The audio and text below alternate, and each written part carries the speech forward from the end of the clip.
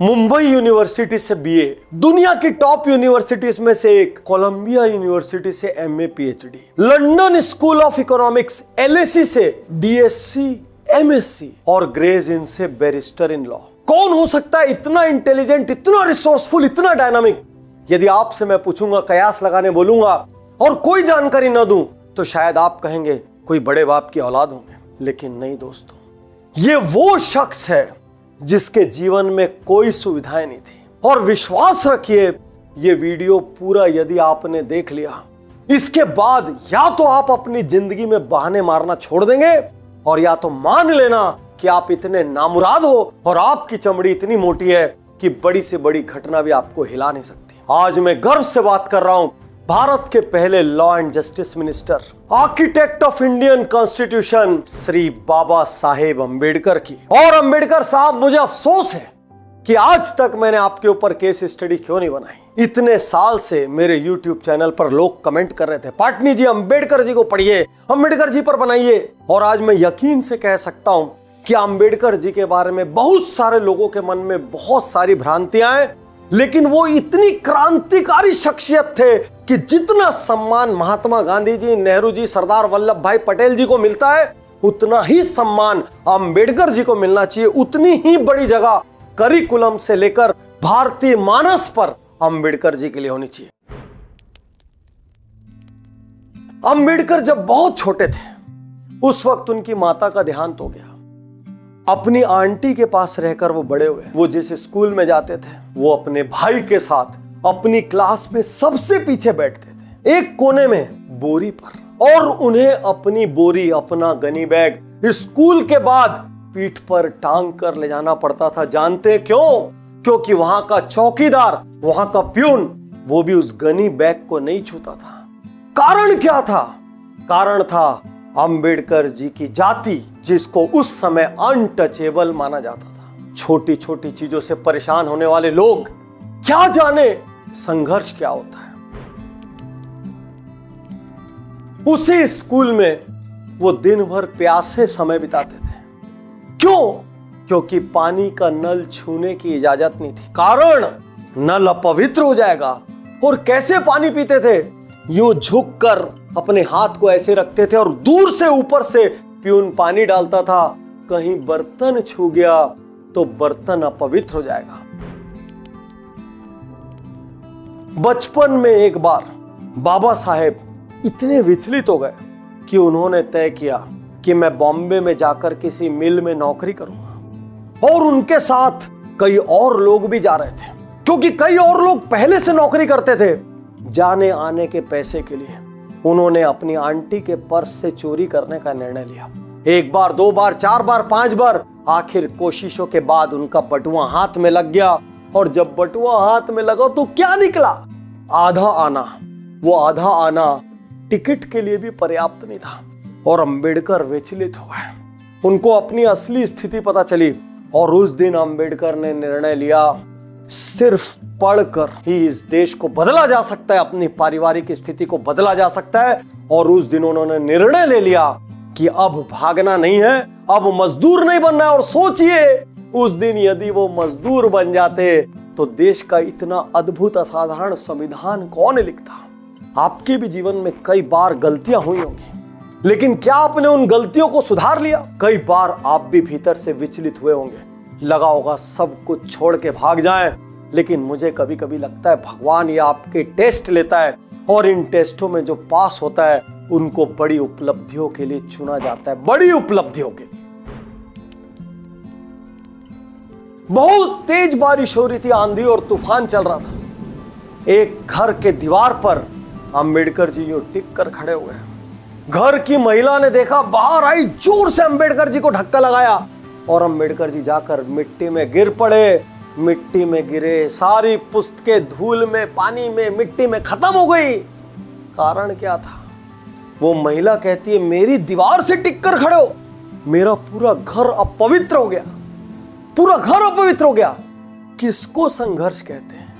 आज हम कितनी छोटी छोटी सी चीजों पर सेंसिटिव होते हैं। मुझे याद पड़ता है कि जब फॉरेन में मैं अलग अलग कंट्रीज लेक्चर करने जाता हूं या कभी घूमने जाता हूं, कई कई जगह सेकंड सिटीजन के रूप में ट्रीट होते हैं। ओ ब्लडी इंडियंस, अरे ये हिंदुस्तानी। और उस वक्त इतना गुस्सा आता है कि मानो गोली मार दो सामने वाले को, इतना गुस्सा आता है। मैं अपनी बात कर रहा हूं, जबकि ऐसे किस्से शायद कई साल में हमारे साथ एक दो बार होते हैं। और सोचिए लाखों करोड़ों लोगों के साथ ये किस्से सैकड़ों सालों से हो रहे थे, कितना गुस्सा होगा उनके भीतर। लेकिन आज की ये केस स्टडी ऊंच नीच जात पात पर नहीं है। आज की ये केस स्टडी अंबेडकर जी के संघर्ष पर है, क्योंकि उनके संघर्ष का 1% भी हमने सीख लिया तो जीवन बदल जाएगा।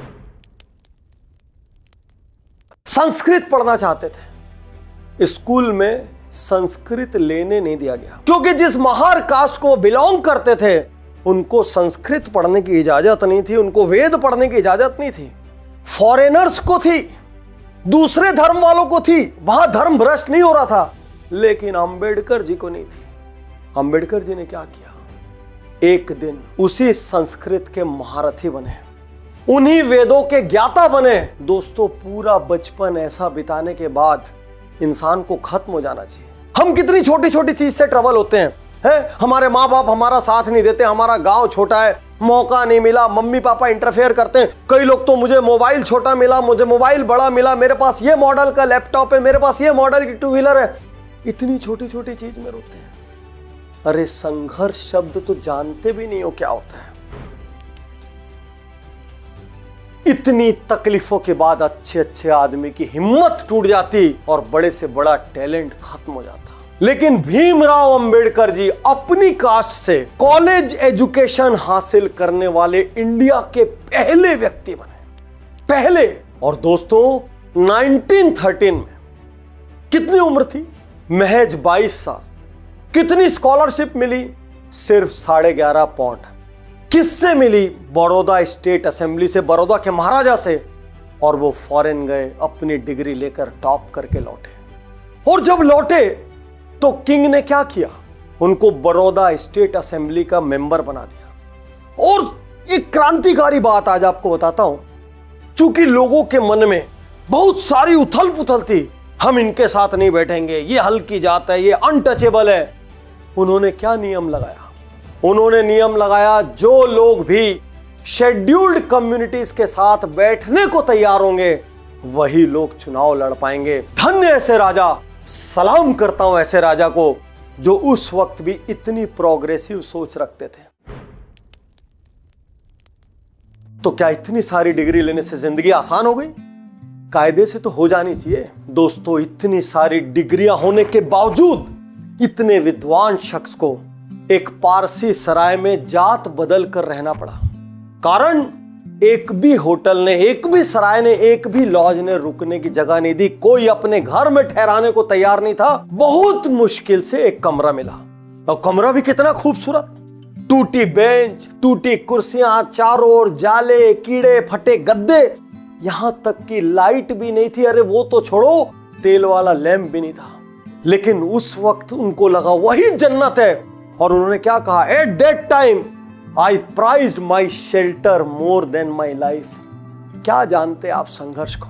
आज एक छोटा सा डॉक्टर, इंजीनियर, वकील घर में बन जाए, जरा सा IIM, IIT कुछ हो जाए, 7वें आसमान पे रहते हैं। लेकिन दुनिया जहान की इतनी सारी डिग्रीज लेने वाले आदमी को उस सराय से निकाल कर फेंक दिया गया, क्योंकि लोगों को पता चला ये पारसी नहीं है। लोगों ने क्या किया, लाठी डंडे लेकर जमा हो गए, बेहिसाब गालियां देने लगे। How dare you kept a Parsi name, scoundrel.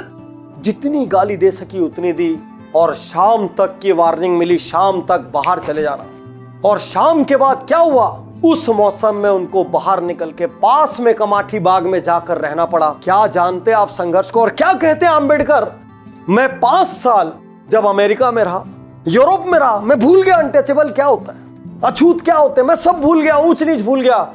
लेकिन जब मैं हिंदुस्तान आया, हर दिन हर पल मुझे ये याद दिलाया गया, मेरी डिग्रियां रद्दी थी, मेरा ज्ञान रद्दी था, सबसे बड़ी चीज कोई थी तो मैं किस जात को बिलोंग करता हूं। और दोस्तों, संघर्ष तो मानो उनकी परछाई थी, साथ चलती थी। यंग एज में शादी हुई थी, बच्चे थे, अपना पेट भर नहीं देखना था, सबकी जरूरतें पूरी करनी थी। रोज सोचते क्या करूं, कहां से व्यवस्था करूं, क्या क्या नहीं किया उन्होंने। ट्यूटर बने, अकाउंटेंट बने, खुद का एक इन्वेस्टमेंट बिजनेस शुरू किया। लेकिन जैसे ही क्लाइंट को यह पता चला वो अनटचेबल है, वो बिजनेस बंद हो गया। फाइनली 1918 में बाबा साहब को लगा अब जिंदगी बेहतर हो जाएगी। कारण मुंबई में फेमस सिडनेम कॉलेज में उनको प्रोफेसर का जॉब मिल गया। लेकिन वहां क्या हुआ, पढ़े लिखे अनपढ़ गंवार। आज ये शब्द कहते हुए मुझे कोई अफसोस नहीं है कि डिग्रियां महज कागज है, वो विजडम और मैच्योरिटी नहीं लाती।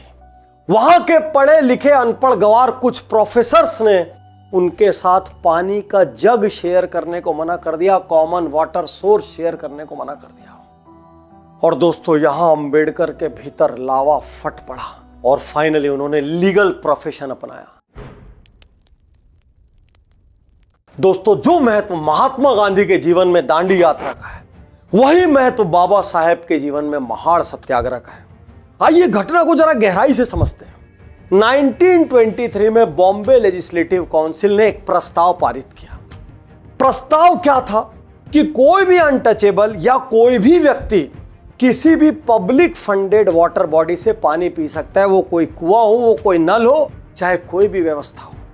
1924 में महाड़ म्यूनिसिपैलिटी ने इस प्रस्ताव को स्वीकार किया, लेकिन क्या सच्चाई में स्वीकार हुआ? नहीं, वो सिर्फ पेपर पे स्वीकार हुआ। और 28 मार्च को एक ऐसी घटना हुई जिससे बाबा साहेब दलितों के मसीहा बन गए। एक चावदार टैंक नाम का टैंक था और जो भी डिप्रेस्ड क्लास का व्यक्ति उस टैंक का पानी पीता उसके हाथ पैर तोड़ दिए जाते हैं। 2500 डिप्रेस्ड क्लास के लोगों को लेकर बाबा साहेब निकल पड़े इतिहास रचने। वहां पहुंचने के बाद उन्होंने वहां से पानी पिया, सोचा एक बड़ा काम हो गया।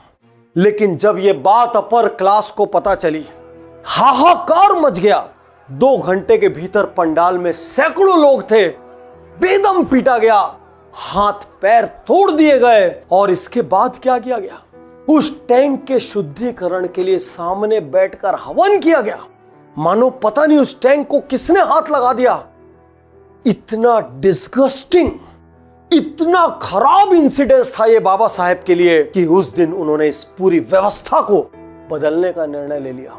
एक क्षण के लिए मेरे साथ आंख बंद कीजिए और कल्पना कीजिए कि किसी जगह से महज आपने पानी पिया है, उस वजह से आपके और आपके परिवार के हाथ पैर तोड़ दिया जाए और आपको गांव से बाहर निकाल दिया जाए। यह हमारे देश में ही होता था, हमारे देश में। गांधी जी और अंबेडकर को लेकर लोगों के दिमाग में खूब सारी गलत धारणाएं। बहुत से लोग ये मानते दोनों एक दूसरे के विरोधी थे और दोनों की पटती नहीं थी। ऐसा नहीं था। दोनों स्वतंत्र विचारों वाले शख्सियत थे और जहां विचार मेल नहीं खाते थे वहां जम के टकराते थे, और जहां विचार सही मेल खाते थे वहां गले मिलते थे। दोनों का एक एक किस्सा बताऊंगा। 1932 की बात है। ब्रिटिश सरकार ने डिप्रेस्ड क्लासेस के लिए सेपरेट इलेक्टोरेट बनाने का निर्णय लिया। बहुत ध्यान से सुनना, लैंडमार्क इंसिडेंस है। उसके बाद क्या हुआ? अंबेडकर खुश, सालों की मुराद पूरी हो रही थी। लेकिन दूसरी ओर गांधी जी अड़ गए। गांधी जी को लगा कि इससे हिंदूज का विभाजन हो जाएगा। गांधी जी ने येरवड़ा सेंट्रल जेल से आमरण अनशन शुरू कर दिया।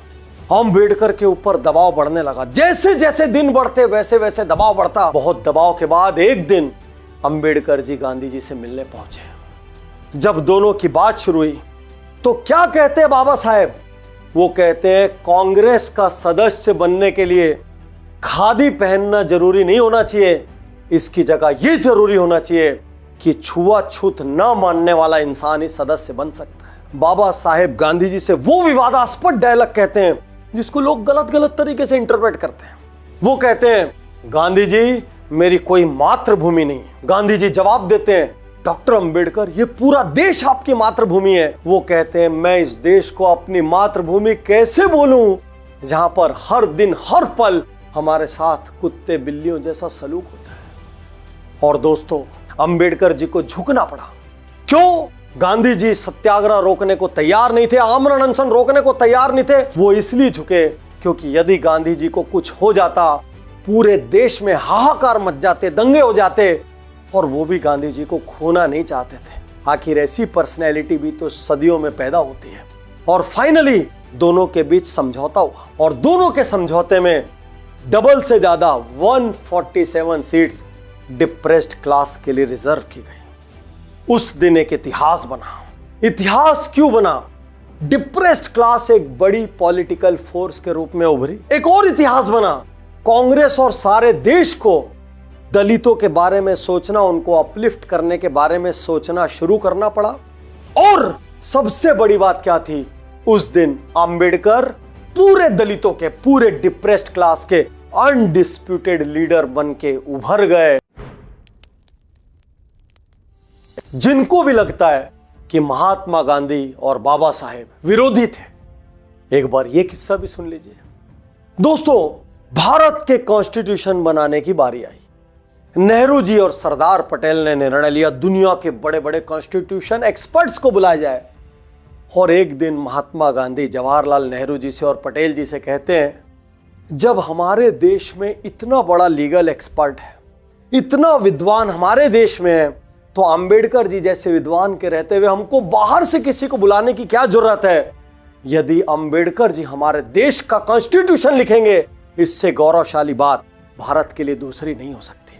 और वहीं पर अंबेडकर जी को कॉन्स्टिट्यूशनल कमेटी का चेयरमैन नियुक्त किया गया। डॉक्टर अंबेडकर के नेतृत्व में लगभग 3 साल की कड़ी मेहनत के बाद दुनिया का, ध्यान से सुनिए, दुनिया का सबसे बड़ा कॉन्स्टिट्यूशन लिखा गया। 448 आर्टिकल्स, 12 शेड्यूल्स, 616 सिग्नेचर और जाने कितने दिनों की असेंबली के बाद हमारे हाथ में वो कॉन्स्टिट्यूशन आया जो आज हमको सुपर पावरफुल बनाता है, आज हमको राइट्स देता है। और वो भी कैसे कैसे right? Freedom of speech, freedom of religion, और एक बड़ी चीज पता है, राइट टू वोट। ये प्रोग्रेसिव कॉन्स्टिट्यूशन था। कारण क्या था? दुनिया में उस वक्त बहुत सारे देश में महिलाओं को वोट देने की अनुमति नहीं थी। और भारत को देखकर दुनिया के बहुत सारे कॉन्स्टिट्यूशन ने चेंजेस किए। और इसीलिए बाबा साहेब भीमराव अंबेडकर को कहते हैं the father of Indian constitution. 1942 में वाइसराय की काउंसिल में बाबा साहेब को सदस्य बनाया गया। और जितनी भी लेबर है हिंदुस्तान की, मैं कह रहा हूं आप सबको रोज अंबेडकर जी को सलाम ठोकना चाहिए। क्योंकि उन्होंने क्या किया? 12 घंटे, 14 घंटे, 15 घंटे की जो ड्यूटी थी उसको घटाकर कानूनी रूप से 8 घंटे किया। यदि आज आपको डियरनेस अलावेंस मिल रहा है तो वो बाबा साहेब की देन है। यदि आज आप एम्प्लॉय स्टेट इंश्योरेंस ले पा रहे हैं, ESI, वो बाबा साहेब की देन है। यदि आपको ट्रेनिंग या लर्निंग अलावेंस मिल रहा है तो वो बाबा साहेब की देन है। इनको पता था यदि डिप्रेस्ड क्लासेस का उत्थान करना है तो लॉन्ग टर्म में ये रिजर्वेशन से नहीं होगा। इसलिए उन्होंने उस वक्त क्या किया? बहिष्कृत हितकारिणी सभा बनाई। और इस सभा का मूल उद्देश्य क्या था?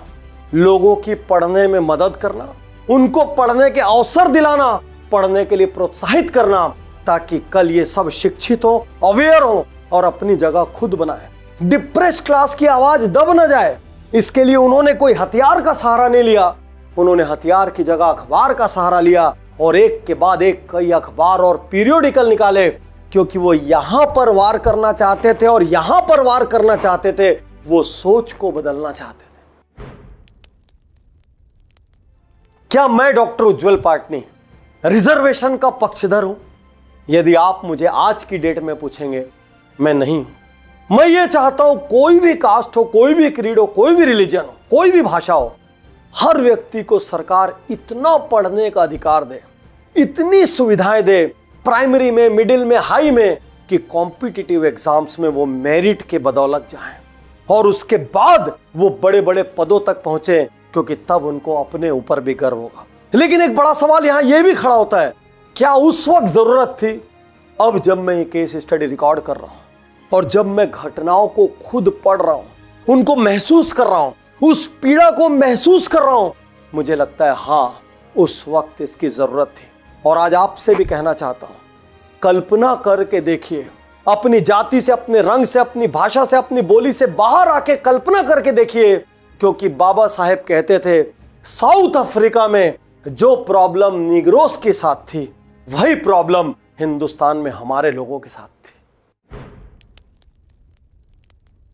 दोस्तों, बाबा साहेब को जब यह लगा कि मेरी अपनी कास्ट में यह छुआछूत ऊंच नीच खत्म नहीं होगी, बहुत गहरे तक जमी हुई है, तो उन्होंने एक दिन निर्णय लिया कि मैं अपना रिलीजन चेंज करूंगा, धर्म चेंज करूंगा। जैसे ही पता चला हाहाकार मच गया। सबने समझाने की कोशिश की, पूरे देश के बड़े नेता टूट पड़े, पार्टियां टूट पड़ी, लेकिन बाबा साहब अटल रहे। दूसरे सारे धर्मों के लोग एक एक करके आने लगे और बाबा साहब से सब कहते हमारे यहां शामिल हो जाइए, हम आपके लिए ये करेंगे, हमारे यहां शामिल हो जाइए, हम आपको बराबरी का अधिकार देंगे। बाबा साहब कम नहीं थे, वो हर धर्म के ज्ञाता थे। वो ऐसे ऐसे सवाल पूछते कि सामने वाले छोटा सा मुंह लेकर चले जाते। लेकिन बाबा साहब के मन में कुछ और था। बचपन से वो गौतम बुद्ध से प्रभावित थे, सारे लिटरेचर्स पढ़ते थे।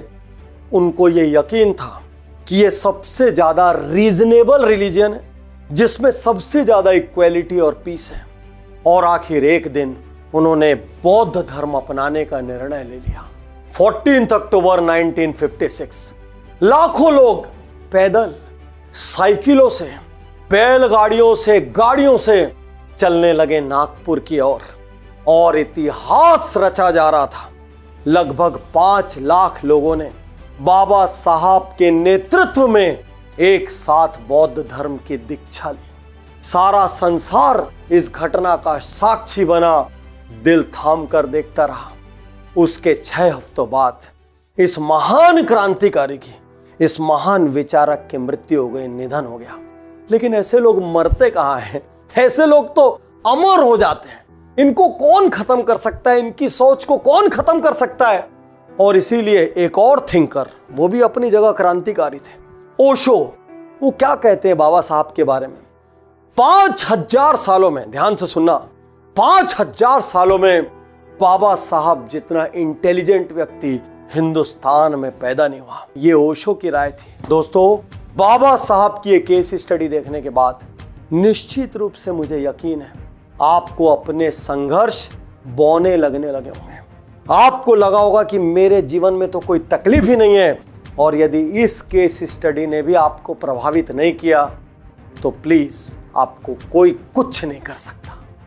और आज मैं सारे दोस्तों से कहना चाहता हूं, 1% भी जात पात, ऊंच नीच, रंग, भाषा, बोली यहां पर है ना, आग लगा दीजिए, निकाल कर फेंक दीजिए, और सिर्फ एक शब्द रहना चाहिए, एक शब्द, भारतीय, भारतीय और भारतीय।